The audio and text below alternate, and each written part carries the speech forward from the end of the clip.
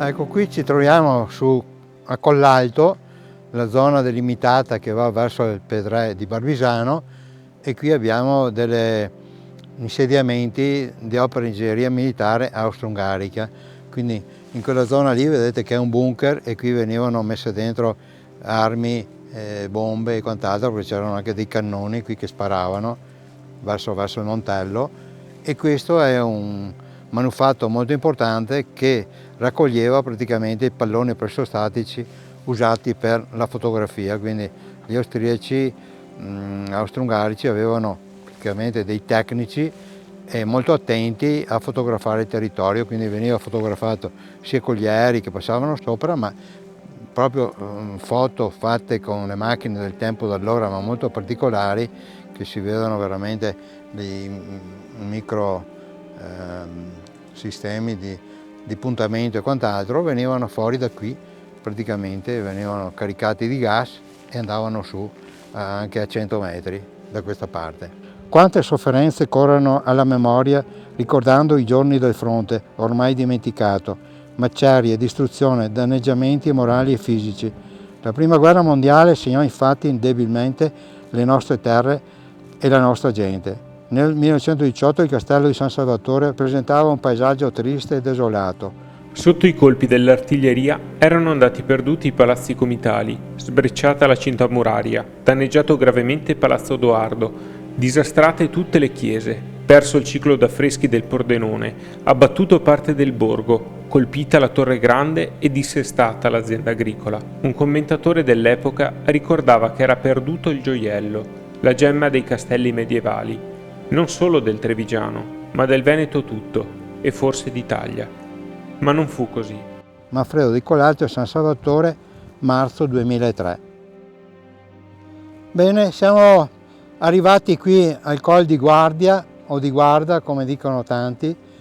Qui era un teatro di guerra feroce, qui erano postati gli austro-ungarici, arrivati verso il 9-10 di ottobre del 17, e in poco tempo gli ingegneri hanno realizzato queste opere di ingegneria militare in questo colle, che è il più alto della cima, che domina il Piave e il Montello.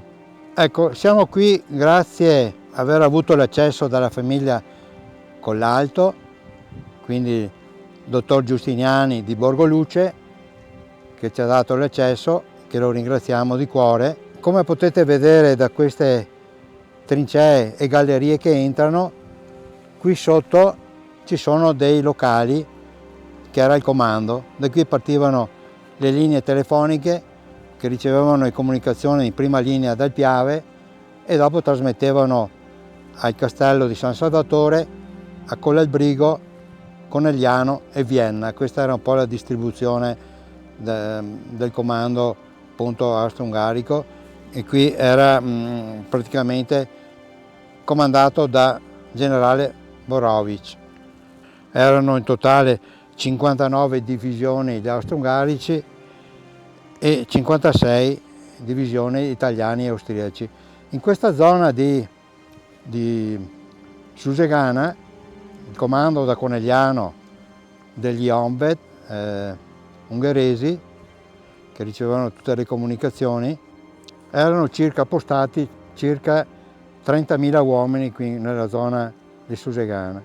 E quindi grazie alla famiglia Collalto e altri privati troviamo ancora integre queste opere di ingegneria militare, che naturalmente bisognerebbe cercare di, se possibile, di restaurare ed avere la possibilità di accesso, magari tramite la provincia e la regione, avere alcune zone di poter accedervi. Noi qui veniamo ogni anno e depositiamo una corona d'alloro, quindi qui, perché qui bisogna pensare che c'era sofferenza, quindi eroismi, ma tanta sofferenza e tanti morti. Ecco, qui arrivavano anche 200-300 granate sparate dai cannoni nostri italiani del Montello su questo colle, e arrivavano queste esplosioni qui. Queste erano incandescenti rosse, alcune avevano dentro anche chiodi, catrame e quant'altro, arrivavano infuocate, e poi immaginarti che ferite producevano queste schegge. quindi erano bombe di vari diametri e qui abbiamo un buco enorme di una da 400 addirittura, quindi il Montello è qui a un tiro di schioppo, voglio dire, da quest'altra parte. Ecco, qui 2 anni fa una piccola frana ha purtroppo fatto franare l'entrata di questi bunker che portavano alle stanze sotterranee del comando. Qui entrava il generale Guy Ginger e sicuramente tanti altri comandanti della zona, quindi qui era un formicolaio di uomini, quindi migliaia di uomini che si spostavano in tutto questo frangente qui, andare fino al centro di Collalto per andare giù verso Susegana. Ecco, qui siamo su una zona frequentata dalla Grande Guerra con postazione di ingegneria militari create nelle crode del Pedrè qui tra tra Collalto e Barbisano, questa zona che ha centinaia di queste rocce chiamate sassi crode del Pedrè. Ecco, questa praticamente nel periodo che sono venuti qui gli austro-ungarici, qui in questa croda vediamo le opere di ingegneria militare, quindi questa è forata da 2 parti, si entra da una parte e si esce da sotto e in cima c'era il nido di mitragliatrici. Qui erano frequentate con migliaia di soldati austro-ungarici. Nella proprietà che siamo qui dei signori Ricci, ecco, si prega di non entrare nelle proprietà private anche perché c'è pericolo di crollo e quant'altro entrando in queste gallerie. Ricordiamo che questa foto nella battaglia del Solstizio, praticamente proprio in questo periodo si stavano preparando gli eserciti contrapposti a scontrarsi con la battaglia del Solstizio del 15 giugno, dove partivano da qui la traversata del Piave. Questo libro è un diario di tutti gli 8 giorni praticamente della battaglia vista da un comandante austro-ungarico. Ricordiamo che il comando qui era affidato su a Col di Guardia al generale Guy Ginger. Qui vedremo altre opere di questo genere, anche più complesse, dove erano tutte collegate con linee telefoniche. Sì, alle mie spalle abbiamo la postazione dell'aerostato, che era il pallone che mandavano in aria per fare le fotografie della piana della Cernaglia e della piana del Piave, e praticamente sotto c'è una trincea e loro salivano, lì c'è la via di fuga, salivano, facevano salire il pallone e poi quando c'erano le contraeree correvano dentro nella trincea. Ecco, qui siamo a Collalto, in via Cucco. Questa qui è un'altra postazione molto importante austro-ungarica e da qui erano posizionati 4 grossi cannoni che sparavano verso il Montello.